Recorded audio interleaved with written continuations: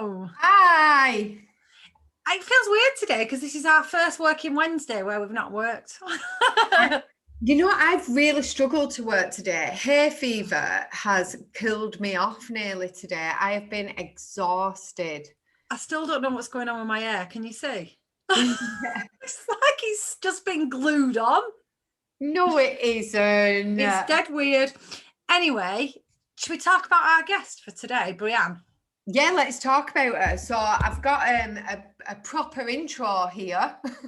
Are you going to read it and everything? I'm going to read it and everything. So Brianna's a podcast called Secret Life, which helps her guests reveal a past or present secret and the pain and trauma that goes with holding a secret in every area of their life. She started the podcast after writing an article for HuffPost with over 1.6 million hits.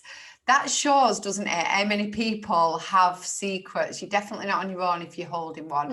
I've got a few of you. Yeah, definitely. And I know, yeah, I can't wait to talk to her, actually. She's been a working actress for the last 20 years and likes to discuss addiction in Hollywood. Being married, a parent, an actress, her novel, Secret Life of a Hollywood Sex and Love Addict, has just been released exclusively on Amazon, and it's already a hit bestseller in the first weekend. I know we weren't going to say all this, but she's also starred opposite Jake Gyllenhaal. I know. She's been in Lucifer and True Blood. And did you say Desperate Housewives? Yeah. I'm so excited. I might fangirl a little bit. Shall we? Should we have a little stalk? Yeah, definitely. No, I am really interested. We don't know whether she is actually sober. We haven't got a clue. But we said, didn't we, like this series, we wanted to kind of do things a little bit different, which is why we had the gambling guard on, which was amazing. So Sex and Love Addict, I am really interested in this. I'm interested. I wish I was one, you know, and I don't know if that's even an appropriate thing to say. No, and I think we might need to cut that bit out. No, we don't. Can I just ask you about this though, Matt? Because I know very little, and I know I'm kind of already. I'm sweating. I know it is like a proper. I mean, obviously, I'm being dead flippant and saying I don't wish I was an addict of anything because it's just horrific. But wasn't Russell Brand a sex addict as well? Yeah. And he had a really rough time with it, didn't he? I suppose you do with any addiction, but I'm just so intrigued. I hope she don't mind us delving, like proper delving. Proper delving. No, I'm really excited about it. Here she is. And we're so excited. Thank you for joining us on the Be Sober podcast. Thank you for having me. I'm excited we've all been today. Yeah, like honestly, we completely feel underdressed because we are on our podcast with a Hollywood actress. We were like, should we have done our hair or something? Oh my God, I would have loved that if you guys had like on sequins and like a like red carpet look with your hair and makeup done. Oh my God, that would have been amazing. Feather boas and the works. It would have been like, what has happened to these two? Like, what is going on? No, I actually probably would have loved it. I would have ran and like put on one of my red carpet dresses and my lipstick. Oh, Brianne, do it. So obviously, there's so much to tell, and there's so many things that you could start with. Mm-hmm. But, you know, let's start with your, like, what came first? Is it the sex addiction or is it the Hollywood career? Let's start there. Unfortunately, I wish I could say that Hollywood gave me my addiction to sex and love, but it started so early. I remember at such a young age that I was boy crazy, that I was obsessed with like in second grade. I even remember like always trying to like play with the boys and like, oh, he's cute. So unfortunately, I think I just was born with this addiction. Addiction runs in my family. You know, when I did my tree, which a lot of people probably go back and do their tree, you know, where did it start? It was like my great grandfather was an alcoholic and a wife abuser. And then it just trickled down like a rageaholic grandmother. My mom was a workaholic overeater. And then I just became a sex and love addict. So unfortunately, no, it wasn't Hollywood. So did Hollywood kind of feed the addiction, or was it just coincidental? Oh no, Hollywood definitely amplified my addiction. I mean, I talk about this in my book, Secret Life of a Hollywood Sex and Love Addict. My therapist literally told me, you need to quit your career. You picked the worst career for your addiction. It's Yeah. literally all you do every day is get rejected, get put on a pedestal, then get rejected, then get put on a pedestal. It is like the worst. And when I go on sets, especially when I was first getting sober, when I go on sets, I'd be like, you're a sex addict, you're sleeping with the wardrobe girl, you're cheating on your wife. You're like, I used to like diagnose people, which is horrible, but my brain like couldn't help myself. I get that actually, because honestly, I do that with alcohol. Like I Yeah. see people and I think, oh, you definitely drink red wine every night when you finish work, or you do this. So I totally get it. So your game was actually much more interesting than mine. Yeah, because yours is just like, it's a chemical, addiction. It's a chemical disease. Mine is a progressive brain disease. So it gets worse and worse and worse. Every addiction gets worse and worse and Yeah. worse. But the thing is that's so gray about sex and love addiction. It literally hits every area in your life, every relationship, people on the street, your parents, your friends, your lover, your partner, whoever, because what happens is we don't have any boundaries. We use people to fill us. We look for attention and seeking validation through other people. We get addicted to people that are unavailable. Like I was addicted to friends that were unavailable. I would keep reaching out to a girlfriend and she's not available. What am I doing? And not talking about going on Instagram, wanting likes, so it's just Yeah. very confusing and so many people have it. And so I will talk to somebody and I will know in 10 minutes if they have an issue with this. Like my brain doesn't, after over a decade of recovery, my brain just automatically goes there like, something's not right with this person. It's so funny. It's not like funny haha, but it's so strange because at the beginning, obviously, I know nothing about a sex and love addict, genuinely nothing about it. And at the beginning, I was like, I wish I had some of this, right? Because I did say it, and I was being flippant. Obviously, I know it's an addiction, it's a concern. Right. But for me, I always thought that love addiction was as in a sexual nature, but you're talking in friendships. I'm talking to everything, girl. I'm talking with your parents, having no boundaries with parents saying certain things, emotional incest with parents, Wow. which is meaning the parent is taking the energy from the child and making it about the parent when the parent's energy should be put towards a child, not the opposite. So it's like, having really codependent relationships with your mother or your father. And, for me, I had emotional incestuous relationship with my father where he, told me problems he shouldn't have told me. My psyche at a young age was not capable of knowing like his problems with my mother. And then him talking bad about my mother to me. Like that's abuse. And then we're talking, going for those unavailable people,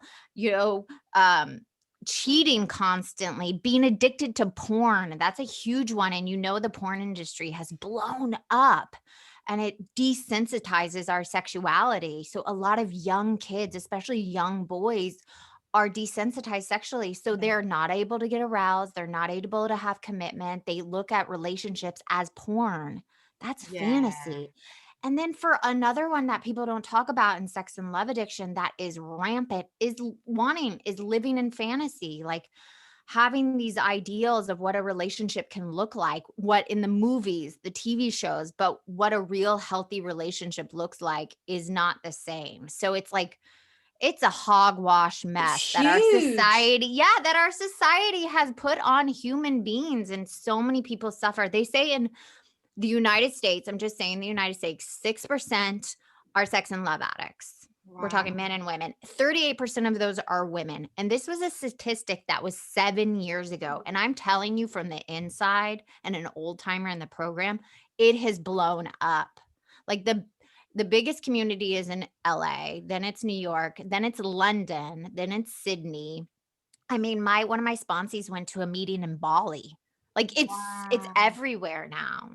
I can't believe just saying that there's a community. Yeah, this is what I'm like, Because what? we're so into this sober community. And Right. that to me was like a shock. When I stopped drinking, I'm like, oh, wow, there's this whole community of people. I never even thought that there would be one for love and sex addicts. Yeah, That's I mean, the incredible. community is huge. I can't even tell you. In a meeting the other day, had like 800 people on a Zoom meeting. And it's not Wow. as big as, AA or NA and the other chemical illnesses, because I feel like there's no stigma anymore. If you say you're an alcoholic, like my husband, he's 32 years sober in AA. I can break his anonymity, by the way. He allowed me. But there's a lot of stigma about saying you're a sex and love addict. I mean, when I came out and wrote that article in HuffPost a couple years ago before the book came out, you should have seen the backlash I got. She's a whore. She's just a white girl using her look. She's a young girl, blah, blah, blah. I mean, everything bad said about me. And people be like, I wish I met her when she was in her addiction. And I literally, I had to type back going, oh, you think it's hot to use people to fill you and give you your self-worth? It's not. And people, I mean, just yesterday, a huge doctor in sex, a sex doctor that talks about intimacy and all this, came out and said that sex addiction isn't real. And I was so livid. I was like, first of all, that's not true. If you can be addicted to anything, you can be addicted to the internet, you can be addicted to food, you can be addicted to porn. Why can't you be addicted to sex and love? Sex and love endorphins give off the same thing that cocaine does. And people, right? As a young child or a young kid, what do people get attached to? Relationships first. Sexual fantasizing about love and all that stuff at a young age. That's the first thing we're addicted to, is a person, somebody. So I just am trying to break down the doors of the stigma and be like, hey, I'm a female. I'm married now. I have a kid. I have 11 and a half years of recovery in sex and love addiction. It's not just men that have this disease, men that cheat on their partners and then get caught and then go into sex rehab. Like, this is a whole community people need to start talking about. Absolutely. So obviously you can tell how curious that we both are about this. I'm so excited. But you know what? Honestly, for me, it's and I know for Lisa as well, it's an absolute revelation, because obviously we've heard of Russell Brand's sex addiction and we've heard, you've heard about it, but you don't really, because it doesn't affect you as an individual. And then this is why I said it. I was like, oh my God, that must be amazing. It's not amazing at all. It must be actually really horrific at times for you. Oh my God, it's the worst. First of all, let me just tell you, we had somebody come in yesterday in AA for 32 years, and he said, I have been dreading coming to this room. Like, people have been telling me I have a problem with relationships and I probably need to come into SLAW. That's Sex and Love Addicts Anonymous. We're based on 12 steps of AA. And he said, it took me 32 years to walk into this room. And they say, AA is the last house on the block. I'm sure you guys have heard that whole saying. SLAW, that's the nickname for Sex and Love Addicts Anonymous, is the shack in the back, like no one wants to go to. Like, it's the last place you want to go to. And we had a heroin addict come in when I first got sober, and he said, I can quit heroin, but I can't quit her. I cannot break up with her.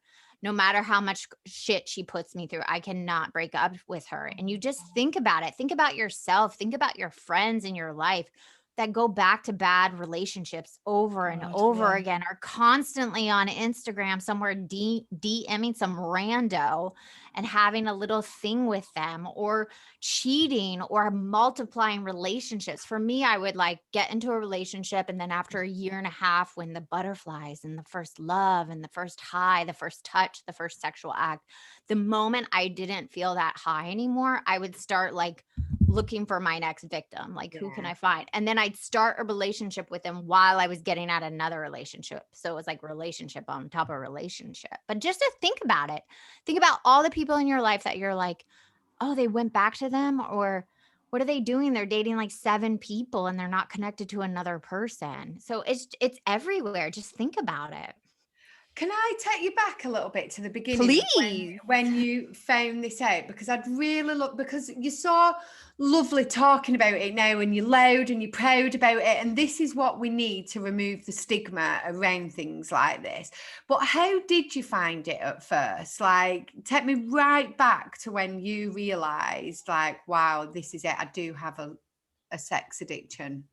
Oh yeah, it was just like the lowest of the low. Like I was at my worst bottom. And when I write about it in Secret Life of a Hollywood Sex and Love Addict, I put a lot of my bottoms in it. And bottoms, if you don't know, are like what an alcoholic has on that moment, where they have that moment where you're like, wait a second, am I going to do this again? And then you do it anyways. And then you're like, I'm in the same place or worse off. But you know what happens a lot, it takes a long time for a sex and love addict to realize they have a problem. So you hit a lot of bottoms because it's not as clear as alcohol and drugs.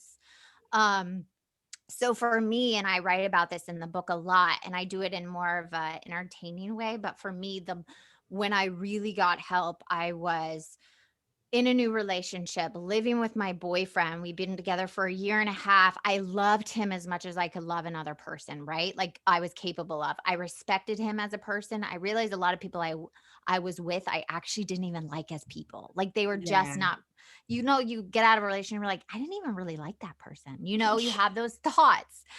And I remember this mentor of mine passed away suddenly of a heart attack in the business.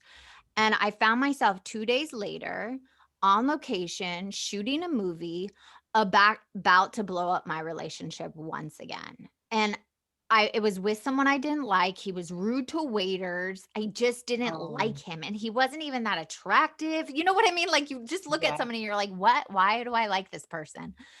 And so here I was on location across the country, shooting a movie. And I had this moment. I was looking in the mirror, and I was in a Holiday Inn, you know, in the middle of nowhere in the dark. And I looked at myself in the mirror and I said, oh my God, am I going to be doing this the rest of my life? Am I always going to be jumping from one relationship to another, looking for this perfect person, this soulmate that will like be everything, that will fix me? And I just had that moment, like, am I literally going to be on my deathbed, never connected to another soul? Like something really has to be wrong with me. It can't just be all these men not giving me what I need. And I talk about this through Roxanne, the character, that she would like fantasize about taking 3 guys and molding them together and saying, if these 3 guys were molded together, it'd be the perfect person. But that's obviously not a very sane thought. So I called my friend and she said, hey, you should talk to my therapist when you get back. So I was coming back the next day. I talked to her therapist. I went in and she said 2 things to me. The first thing she said was, after 20 minutes, we're talking 20 minutes. She said, you wear the mask of a high class prostitute, one of my other clients. And I was like, wow. First of all, lady, I just met you. Like, F off. Like I really wanted to say and like walk out. Like I'm spending $200. It wasn't even through insurance, like for an hour. I was like, I'm getting abused. And I like started going off on her. And I said, I have never had a one night stand. I have never had many sexual partners for my age. I started like defending myself. And she's like, but there's a secret and I don't know what it is yet. So we kept talking. And then she goes at the end, she goes, oh, I know what it is. You're a sex and love addict. And I was like, what are you talking about? Like, that's a guy thing. That's a made up thing. I'm not going around fucking everybody. Like, it's not like that. I just can't find a partner, blah, blah, blah. And I kind of keep cheating. And like, I was making excuses and she made me go through the 40 questions. And there's these 40 questions. And if any of this resonates, please go online, type 40. Oh God, don't. I'm already scared.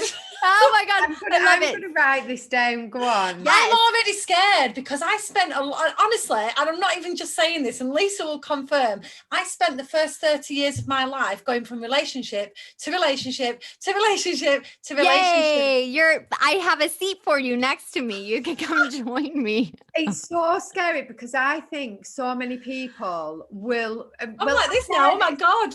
When I say so many people will relate, I'm sat here thinking, am I saying that for them or am I saying it for me? And, but do you know what I mean? Like, I'm listening and going, You're like, wait a minute. That's the thing. That is why I spoke out, because every time I've had a conversation or been of service or mentioned it to somebody is suffering in some kind of relationship, family, not family, they are like, oh shit, I do that. Like, I reach out for people to fix me. I'm always looking for a soulmate. I'm living in fantasy. I watch Netflix wanting my life to be like this movie. Like, it is rampant. I listen to a love song and I'm like, oh, I want my life to be like that. Those are the things I'm sold on this. I'm telling you, this is me. Oh my God. Well, I'll send you the book so you can read my book. I will literally send you guys the book. Please do. Do you know what it is though? What I'm realizing as you're talking about it is this very little difference between sex and love addiction, alcoholism, and food addiction, because not necessarily the alcohol one actually, but the others, you kind of need them. You need love, you need sex, you need food, you need all of those things. So it's really hard to kind of do it in moderation, isn't it? I guess, because you need it. So you and you can't be an all or nothing. You can't just, so I guess in that sense, it's very different than drinking and drugs, because you shouldn't be trying to moderate drink and drugs. Okay. But on the other sense, it is just filling an emotional hole, isn't it? Yes. I mean, it really is. It's the same thing as drugs and alcohol, smoking, eating, gambling, shopping, all those addictions, all those isms that we do not to feel our feelings. It's all the same. Underneath all of those are fear of abandonment, fear of not being loved, fear of not being worthy, fear of intimacy. All that sits underneath every addiction. And self-sabotage. Oh yeah, of course. I mean, we're addicts. We're like, like my life's going well. Where can I fuck it up? Like you should, or your life's to shit. And you're like, where can I fuck it up? It's like staying in that middle where you're not high or you're not low. And that's the same thing for a sex and love addict. And it's so much easier to understand alcohol and drugs and smoking and all that because you just don't do it. It's very black and white. Like, just stay away. Don't do it.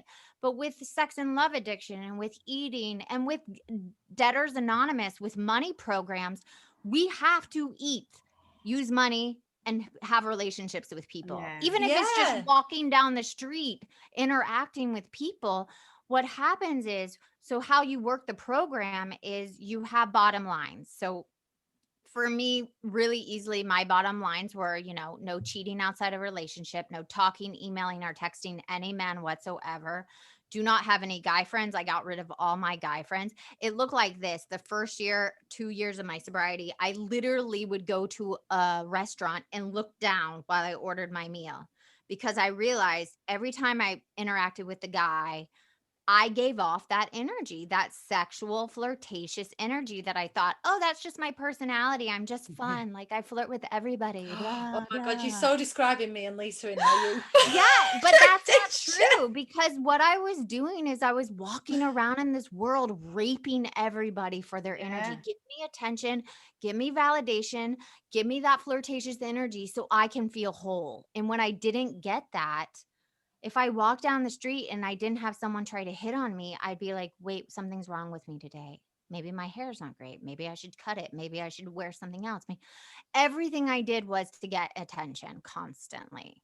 And when I walked into my first meeting, which I talk about it in Secret Life of a Hollywood Sex and Love Addict, is I sat with 30 people. This was over like 12 years ago. I sat with 30 people, all walks of life, every ethnicity, every sexual orientation, a CEO, an A-list celebrity, a janitor, a school teacher. Like, in AA, it's like every single type of person. And every person in the room said something that I thought, felt, or did. And for the first time, and I sat there crying, which I don't cry in person with people. I sat there and I thought, oh my God, I'm not broken. There's nothing wrong with me. I just didn't get the tools how to have healthy relationship because it wasn't modeled for me as a child. And it's as simple as that. What a relief. I know. And I'm actually blown away by this. I want to know what some of these questions are. Can you remember any of the 40 questions? Oh my God, I should pull it up right now while we were talking. But I usually know them by heart. So type in 40 questionnaire, Sex and Love Addicts Anonymous. It's a self-diagnosed questionnaire. I'm pulling it up so I can read some of them to you. Oh my God, I'm so excited to read these. We'll put Come the on. link in the. Yes, I'll send you the link, you guys. I'll send Yeah, it to do you. yeah. Right, Okay, come here on, we go. Here we You ready, go. Lisa? We're being yes and unknowing now. You're going to be honest. So you guys got to say yes or no. And then at Okay. the end, I'll tell you my number. So they're 40, obviously. So Okay. here we go. Have you ever felt like you had to have sex with somebody? Yes. Do you believe that someone can fix you? I used to. No. Okay. Oh, wait, you're supposed to answer it your whole life, not just right now. Because sometimes what like happens is trauma comes up, like for me, and then those old behaviors stem up. So you're supposed to answer it for your whole life. If you've done it once, just say yes. Okay, yes then. Okay, good. Okay, do you feel desperate about your need for a lover, sexual fix, or a future mate? They're quiet. Do you know why I'm quiet? Because I'm going to have to say yes. I'm going to have to say yeah. And the reason I was quiet is because I was trying to figure out desperate. But yeah, because I was never out of a relationship. Yeah. Yeah. Well, then if you're always going from relationship to relationship, there's usually a desperation about that. Well, then it's a definite, yeah. Okay, I'm going to read a couple more. Do you find yourself unable to stop seeing a specific person, even though you know that seeing that person is destructive to you? Yes, and yes. Okay. Do you get high from sex or romance? Yes. Okay, last one, guys. Have you had sex at inappropriate times in inappropriate places and or with inappropriate people? Yes. Okay, so ladies, I feel like I'm a teacher right now, ladies. It says if you get more than 5 yeses, this might be something for you to look into. But we're already on 6. We've already had 6. So you're on 6. That's so for interesting, though. When I filled this out with my therapist that first day, I remember filling it out and being like, am I going to answer these truthfully in front of this woman I just met? And I answered them. And in chapter 3, I say my number at the end, which I'll just give to you guys right now.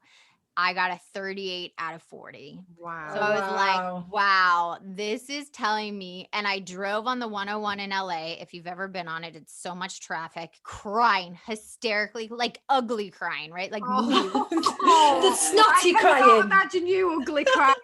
No, I can't. Like I was the ugliest, like red nose. And I called my live-in boyfriend and I told him, she said I'm a sex and love addict. And he was like, what? Like he couldn't hear me. And I was like, she said I'm a sex and love addict. And I get home and he prints and highlights all the meetings I could go to in Los Angeles. And that's the first night I went to a meeting. And I just gonna say, that's my husband today. We've been together 6 years. Oh, that gave me goose pimples from my head to my toe then. That's so lovely. Oh, yeah, I'm so glad you're still together. Yeah, we've been together 16 years. And here's the thing that I like to say is I didn't go through this program to find my perfect partner, to find someone to complete me. I went through this program, and a lot of people do, and went through this, withdrawal that was 9 months, crying every day. It was brutal. I felt like I was dying every day. And I found myself. That's what it's really about. Finding that self-love, finding that worth. So if my husband left me today after 16 years, and we've been through some shit, if he left me today, I would be okay. I couldn't say that 11, 12 years ago. Like I would feel lost and empty and incomplete, so that's just important for me to say. It's not about finding a perfect partner. It's about finding yourself. You are your own fucking soulmate. Like you are the one that live and die with yourself. No one is going to die with you. No one is born with you. You are the only person. And if you don't love yourself first, how's anybody else going to love you? I wonder whether some of the work we've actually done through getting sober from alcohol has just accidentally attacked some of these things, because I already know that and feel whole. And I'm very much like you. I've always, my whole life, in that sense, wanted to be in a relationship. And as much as I would hate my husband to not be with me because I just love being with him, I would be okay nowadays. Whereas I wouldn't have been able to say that 10 years ago. No way. Yeah, well, it does. I worked way I worked Sex and Love Addicts Anonymous. I worked it through the AA Big Book. I did Herb K, that whole program through AA. So you do work the same things. You go through the fear inventory, you go through the sex inventory. But if you just look at your life right now, even if you're sober, if you have drama in any areas with any people, that's still usually a sign you have some things to work on. Oh, geez, I've got work to do. We've constantly got work to do, haven't we? That is constantly, never bloody ends. I know. I was like, when is this onion done peeling, people? Like, I don't want to go through any more layers of working on myself. But here's the thing. It's like, I now don't carry on those addictive behaviors for my son, my 3-year-old son. I have really strong boundaries with him. I don't use him to fill me. I don't say, give mommy a hug, she's having a bad day. Like, that's not his job as a 3-year-old to give me a hug because I'm having a bad day. And he's also not allowed to talk to me if he's acting kookadoo, like, you can't talk to me like that. That's abusive. I say that to my son. I said, that's abusive behavior, Davis. You can't talk to me like that. Mommy's not going to put up with it. I'm going to walk away now. Like, I talk to him like he's in the program. I think it's good to have boundaries with your children, however, whatever they are. It is really good to have boundaries. I've got a 5-year-old. I've got 3 children. Lisa's got 3 children. Oh my God. My youngest is 5, and he's a really loving child, but he's not needy. He's not needy. No, not at all. He's very independent, and he's kind of, if he wants a hug, he'll say, "Can I have a hug? Can I have a cuddle?" But he's not kind of like clinging off you all the time. It's quite healthy, I think. But my son is really sensitive. Like, he feels everything. So it's being able to allow him to have those emotions and not shame him, to be like, why are you crying? Stop crying. But he's very sensitive and he loves to hug and all that. But I also have to say, like, you're allowed to sit in your room and feel your feelings. And when you're done, I'll give you a hug. It's just having those boundaries, even with a 3-year-old, is taxing at times. And I'm so glad I am sober, because I couldn't imagine. Can you imagine having kids? Oh gosh, no. Sober? Oh my God, you guys, that would be torture. They say, don't they, traumatize people, traumatize others. So it's just as well, I love how parenting changes so much for people that have come out of addiction. It'd be really funny to kind of hear all the kids of people who was in addiction talk to each other about boundaries, and that it's okay to feel your feelings. They'd be like, "Oh, was your mum an addict too?" Totally. It's true. We'd be like, we probably do. I mean, in the rooms, you still hear people be like, this happened and this happened and this. Everybody in the room is like, yep, that's happened to me. We've all had that done, Yeah. Is your book on Audible? It is on Audible. Oh, pure torture. Just imagine reading your worst of your worst acting out. Like, it's detailed. It's sexually detailed. It's very graphic. It's put out there. I had an old timer in the program read it, which made me really nervous, but he said it was like one long share. So it's 8.5 hours Audible. I'm getting it. I'm sending it to you. I'll send it to you so you can hear it. Like, it is pure torture. It felt like someone was stabbing me in the eyes while I was reading it. Like, it was just painful to like say these things out loud. And it is fiction. So it was a memoir, but I made it a Roma Clef fiction, which it's like self-help, chick lit, like the books I like to read, like Devil Wears Prada. So it takes you behind the scenes of Hollywood and all the showmances and people. Like, I changed everybody's name. I can't be sued. So try to guess who I'm talking about. It's like a fun game. We won't say it. Like, we won't say it. Yeah, but like, it's like a fun game. Like, who's cool girl? Who's superstar? Who's tattoo girl? Everybody has like a name. And I just really wanted the reader to get into the mind of what it is to be an addict, where you say, I'm not going to do this and this. And then 2 seconds later, you're doing it. And the thought process of what during the act, what's going on in the addict's head and how disconnected. And I just wanted to help people understand this disease, because for the last decade, every book I read is so academic. It's so clinical. Yeah. I would really read a page of love addiction or sex sex and love addiction and be like, ugh, and throw it against the wall. It was like You get in to 1 that year. point, don't you? You Right? do get to It's that like, point. Like, even the AA big book, sometimes I'm like, ugh, and I'm not even an alcoholic, but it's just torture. So I wanted to write something that was so entertaining. It's like a movie. It's like a TV show of this character, Roxanne, that you go through her first year of getting recovery in sex and love addiction, and entertains and takes you on a ride, and a normie can get it. But in the back, I'm trying to educate. I'm trying to Yeah. make it as simple. And here's the most beautiful thing that happened. After I recorded it and I was done, and I think I ate like 3 bags of chips during recording. Like I was definitely eating my Oh, I'm feelings. not listening if you're crunching. If you're crunching, I'm not listening. It was in between. Well, somebody said when you record an audible book, because you're recording for so long, that if you eat potato chips, the salt helps your mouth stay like relaxed. So I was like, I'm taking bags of potato chips every day. Like I was like using it as an excuse. Like, I'm doing this for my voice. Like anyways, my mom called me. She read it.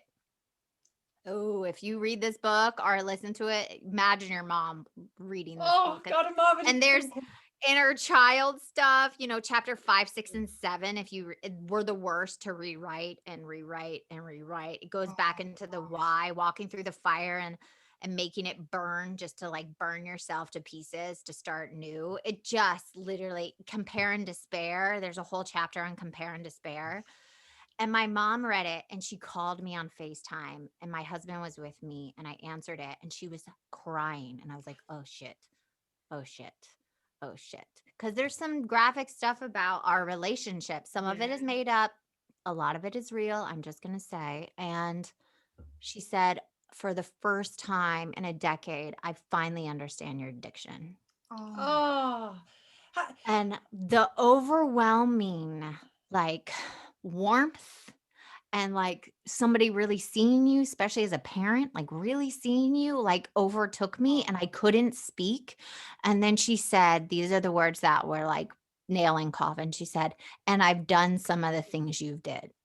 And I was like, and I like couldn't, I was like, thank you so much. Like, I just couldn't like emotionally go there. And she was like, I'm really proud of you. And we got up, and my husband started crying and she's crying. I'm not crying. And I get off the phone and I turn to my husband and I go, it was like my inner child, like my little Brianne was like, my mom is like, it was just stop it. It was such a beautiful healing moment for me that made writing the book worth it. Cause I never wanted to write a book, like I was not interested in breaking my anonymity. You know what? This whole podcast is like a collection of that's all you're gonna hear is roller coaster. It's like, I can't believe how many noises are coming out of us, Lisa. What was it then, Brianne, that helped you break your I can't even say anonymity? Don't worry, I'm dyslexic and have ADHD. I do that all the time. So yeah, that's like the big, why did you do this? Why are you going to ruin your career after 20 years of a working actress? The day that the HuffPost article came out, and I decided, the moment that I really decided, I was working with a 20-year-old in the program, and all these young kids kept coming in. If you're under 18, if you're listening, you can't go into the rooms. You can go online and there's stuff for underage, but all these younger generations are coming in addicted to porn, like I said, addicted to over sexualizing on social media. So cannot find, connection, companionship, always like searching and filters and not just living in this not reality. Right. And I think it's going to be, it's an epidemic right now for the younger generation. I can't imagine having social media Oh God. when I was 13 years old. Can you guys imagine? Like, No. oh my No, God. I don't like it now. No, I don't either. I have to have really strict boundaries with social media because I can get Yeah. triggered and I go Right. into compare and despair and I'm not good enough. And, you know, looking at my insides to other people's outsides. Yeah. So anyways, that was happening. And I just felt this when I got my 10-year chip and I had that gold chip in my hand and I was looking at it, this overwhelming feeling of being of service on a bigger level.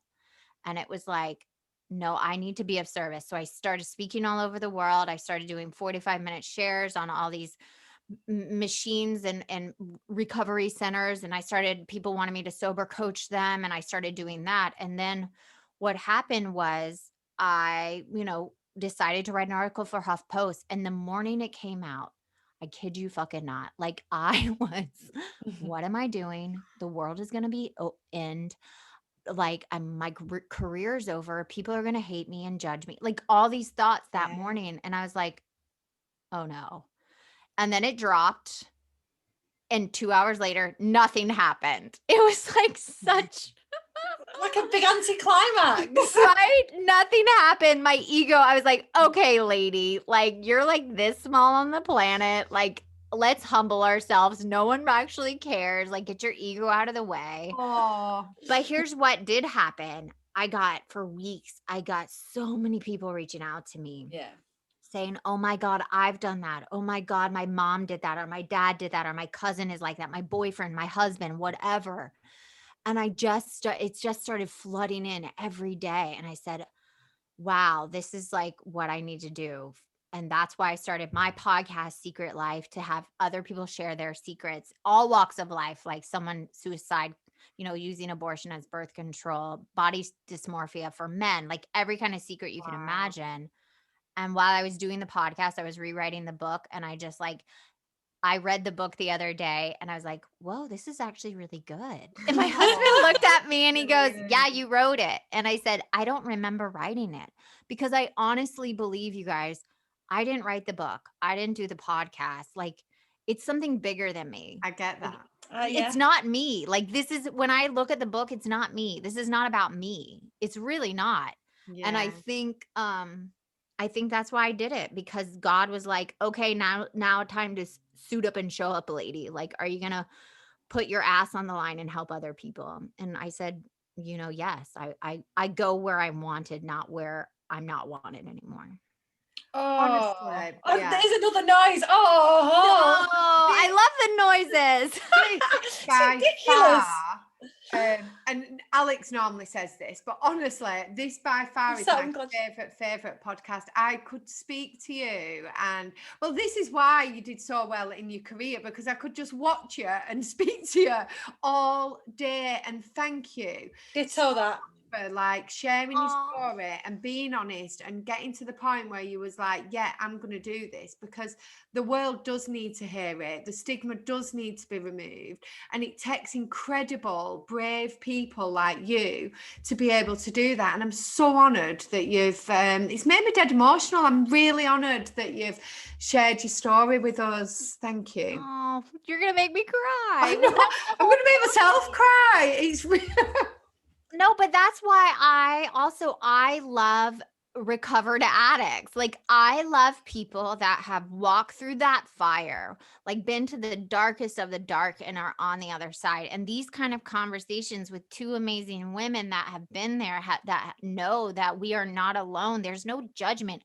You cannot tell me anything that I haven't done, said, or already heard from somebody. Like you are not a bad person. You might have done bad things, but that doesn't define us as humans. And we're all flawed and we're all in this together. And just having these conversations and me being able to be like, hey, this is how it was for me. And for both of you to be like, oh shit, like I kind of do that sometimes. Then can you imagine if the world would do that? And it's like, when we're in our addiction, the ripple that goes out, the people we use, we hurt, just they hurt other people, and it goes on and on and on. Yeah. And what I'm trying to do is now create the ripple of helping others. So if I help you to look at something, then maybe you take it to your children or your significant other or a friend. And it's like, we can all heal together. And that's why I'm so grateful to be on. I could literally talk to you guys for hours and hours, it feels like. Honestly, I don't want it to end. I really don't want it to end. And you know, at the beginning when I said, oh, I wish I had that. Now I've kind of realized I have. You need just one little takeaway for people. Please be careful what you wish for. Yeah, right? Right? You're like, that sounds like a fun addiction. I'm like, oh, really? Let's talk about it. You know what though, in all seriousness about this, I think that you come on and to share something so deep and so personal, and it's a huge thing to kind of, obviously both of us realize that you must have been to hell and back with it, you know.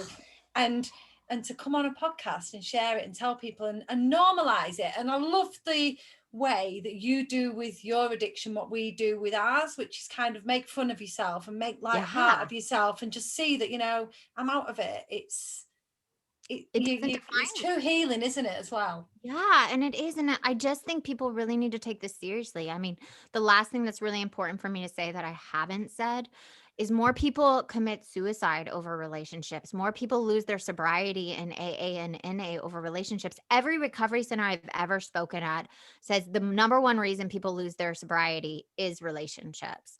More people watch a Dateline. Every single Dateline is about a love triangle or someone cheating on somebody and they kill. I spoke at jails for 2.5 years, and I talk about this in the book. Roxanne Goes to Jail. That's what I say. Roxanne Goes to Jail. I cannot wait to read Oh this my God, you're book. going to die. I want to know, Roxanne. I'm kind of glad I didn't read it before, because now I'm really like excited to do it. Sorry, go on. Oh no, but you're going to like Roxanne goes on the red carpet. Roxanne goes on set. Roxanne goes on a date with the guy that she's always loved. Roxanne on a love triangle. I mean, just the first chapter alone is going to like be like, holy shit. But yeah, follow Roxanne and her journeys. But the point is, I spoke in jails for 2.5 years. Every single female in the LA County jail downtown was in there for attempted murder because of her partner, robbery, drug selling, doing drugs because of someone she was in love with and doing it with. And I just feel like if we can break this stigma, if we can stop looking outside of ourselves for those things to fix us, whether it is shopping, whether it is, you know, putting on makeup, trying to like get that person to love us. It's like, let's just all just love ourselves first. Like that is the most important. And that's why I wrote the book. And that's why I'm on talking to you guys. And I'm so glad that I am not alone. And you both, you know, said things. You're like, oh, I've done that, because the moment I'm like, oh, this is my tribe. These are my people. Yeah, it's lovely. Honestly, I just feel we both do feel really connected to you. It's been absolutely lovely. I'm like really blown away by it, because I just didn't expect it to be like this at all. Oh, well, I'm so grateful, honestly.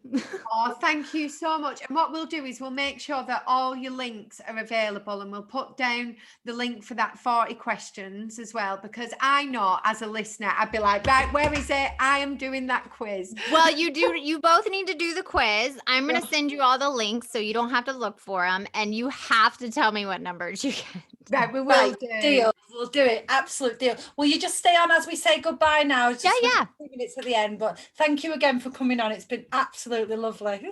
Oh, thanks for having me.